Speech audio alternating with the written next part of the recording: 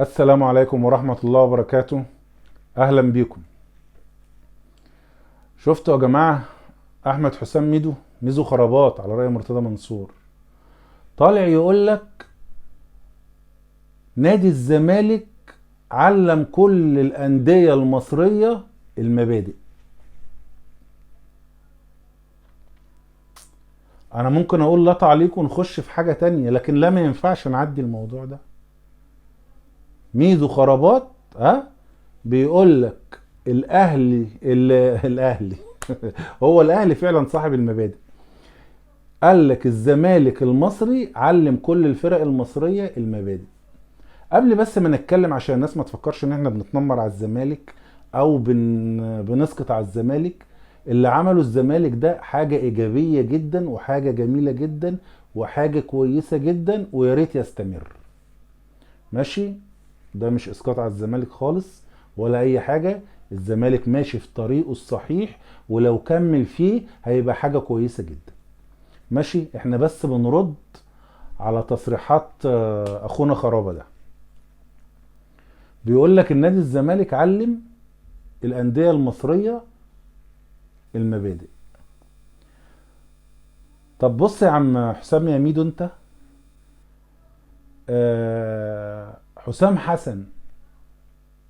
حسام حسن وابراهيم حسن، يعني بص اسمين كانوا في تاريخ مصر حاجة كبيرة قوي وما زالوا. حسام حسن وابراهيم حسن ساعة ما حصل بينهم مشكلة مع الاهلي كان في عز مجدهم، الاهلي مشاهم، الله يرحمه الكابتن صالح سليم. راحوا الزمالك، واول سنة راحوا الزمالك خدوا فيها دوري وخدوا كاس وخدوا بطولة افريقيا. كانوا لسه مش هنقول لك بقى خلصوا والاهلي رماهم، لا يا باشا، ده في عز مجدهم حبوا يتنططوا. دي المبادئ. ماشي، عايزين بس نعد مع بعض عشان ايه نرد على الناس الهجاصة دي على رأي واحد. ابراهيم سعيد، في عز ما كان ابراهيم سعيد مفيش حد يملى عينه في مصر، مفيش مدافع زي ابراهيم سعيد في مصر.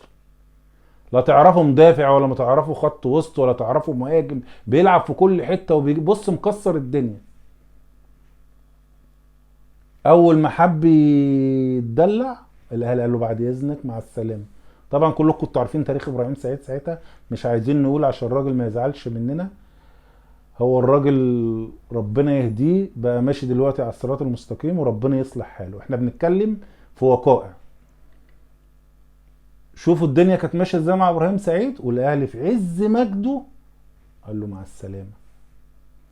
صالح جمعه، مفيش نادي في العالم ادى فرصة اللعيب زي ما الاهلي ادى فرصة لصالح جمعة، وجماهير الاهلي فضلت تساند في صالح جمعة.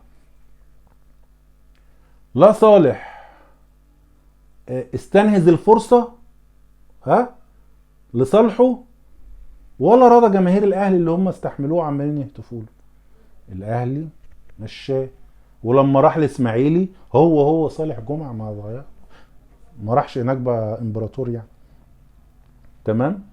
رمضان صبحي، الاهلي قال له عايز تمشي قول انا ماشي، قال له لا انا معاك، احنا كلنا معاك يا ريس، واتفاجئنا انه مضى البيراميدز. ماشي يا جماعه، ادي المبادئ. عبد الله السعيد لحد دلوقتي نجم بيراميدز واحسن لاعب خط وسط في مصر. يا راجل اهلاوي وانا بقول لك عبد الله السعيد لمسته للكوره تحس انها لمسه فنان. عبد الله السعيد لما راح مضى للزمالك وساعتها تركي آل الشيخ عشان يراضي الاهلي لانه كان رئيس شرفي في النادي الاهلي، راح جاب عبد الله السعيد وقال للكابتن محمود الخطيب عبد الله هو امضي يا عبد الله، ودفع ل 40 مليون جنيه. عبد الله مضى، الاهلي قال له برده مش عايزه، هو مش مضى للاهلي، عبد الله السعيد للبيع. وكانت دي نقطة الخلاف بين الاهلي وتركي آل الشيخ، اللي بسببها تركي آل الشيخ جاء اشترى نادي الاسيوطي اللي هو بيراميدز، ها، وبيحارب الاهلي من ساعتها بسبب عبد الله السعيد. ما كان الاهلي ممكن سكت ولعب عبد الله السعيد وكان بقى في غنى عن المشاكل دي كلها مع تركي آل الشيخ، وتركي آل الشيخ صرف مليارات المليارات في النادي عشان يحارب الاهلي وما فلحش برضه. ليه؟ لان الاهلي ماشي بمنهج وماشي بما يرضي الله وما بيجيش على حد. تمام؟ تعال انت بقى شوف بقى، انا عديت لك كام واقعة في الاهلي. تعال انت بقى، كهربا اللي هو في الاهلي حاليا قبل ما نربيه احنا يعني، لما كان في الزمالك تف على جماهير الزمالك ما تعاقبش. تمام؟ فوتك انا في حاجة. فاكرين واقعة حسين الشحات والشيبي؟ ها؟ حسين الشحات سيد عبد الحفيظ خصب منه 300,000 جنيه، محمود الخطيب قال لا 500,000 جنيه في واقعة الشيبي. دي حاجة برضو من ضمن الحاجات اللي انا بقولها لك. رحنا بقى الكهرباء، طف على الجماهير ما تعاقبش. شيكابالا رفع الجزمة في وش الجمهور اللي هو بيقول لك اسطورة ما تعاقبش. شيكابالا في المنتخب شتم الكابتن حسن شحاتة قدام الكاميرا والناس كلها سامعاه ما تعاقبش. انت يا ميدو وانت بتتغير في واقعة عمرو زكي لما نزل جاب جون، ها، لما بيغيرك كابتن حسن شحاتة وقعدت ليه وطالع تتخانق معاه ما تعاقبتش.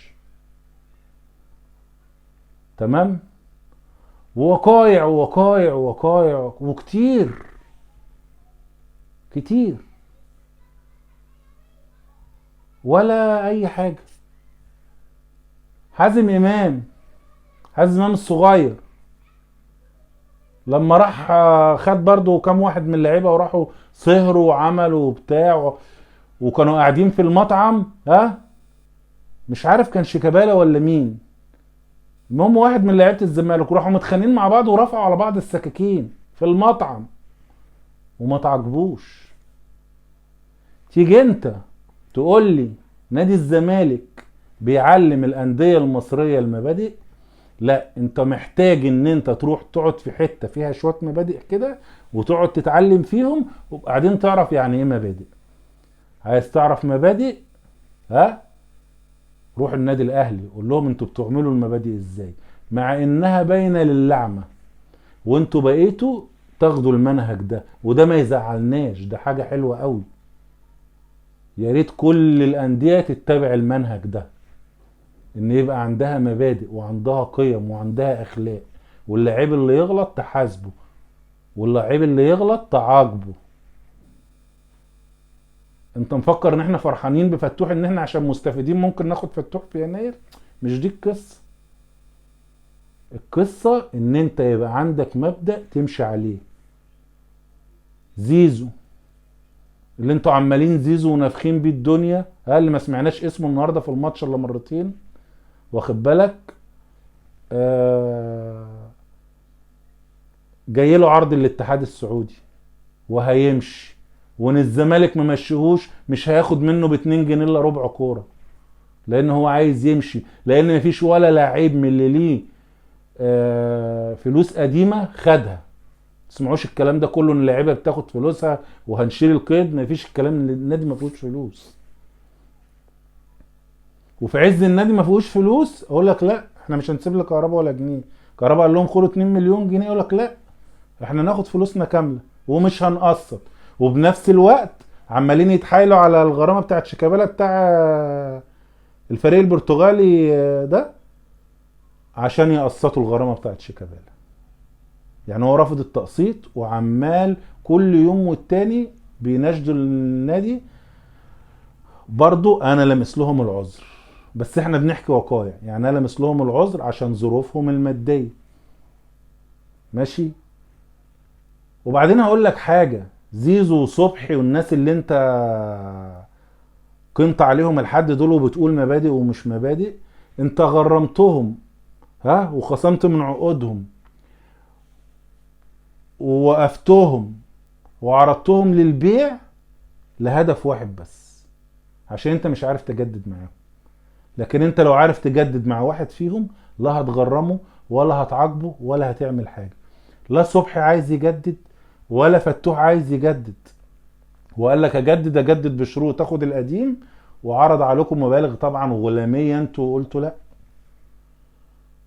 تمام. هو الراجل عايز يمشي فبيحط لكم مبالغ تعجيزية. فهي القصة ماشية كده، انتوا مشيتوا على المنهج ده. ها، ده بوجهة نظر انا، عشان بس محدش ياخد كلامي يوديه في اي حتة. انتوا عملتوا اللي انتوا بتقولوا عليه مبادئ ده عشان مش عارفين تجددوا معاهم. لا عارفين تجددوا مع فتوح ولا مع صبحي، واهو الزناري راح في رجليهم. ماشي. اما هتقولوا قيم ومبادئ، يا ريت نستمر، ويا ريت نبقى كده، واللاعب اللي يخطأ يتعاقب. ها. والكلام ده لسه جاي، دي كورة، وكل يوم لاعيبة بتغلط، وكل يوم لاعيبة يعني بتخرج عن النص معايا. فاللي يخرج عن النص يتحاسب. وعايزين الأندية تبقى محترمة ببعضيهم، وانا نفسي الاهلي والزمالك يبقوا قاعدين على دكة واحدة، والإدارة تبقى قاعدة في منصة واحدة جنب بعض. دي شيء يسعدنا جدا. ها. بس ما يطلعش واحد زي ميدو يقول لك ايه، النادي الزمالك علم الأندية المصرية المبادئ. يبقى اتعلمها انت الأول، وبعدين يبقى ايه، يبقى اتكلم على الأندية المصرية. شكرا يا جماعة، طولنا عليكم. بعد إذنكم لايك وشير، واللي ما اشتركش في القناة يشترك ويفعل زر الجرس. السلام عليكم.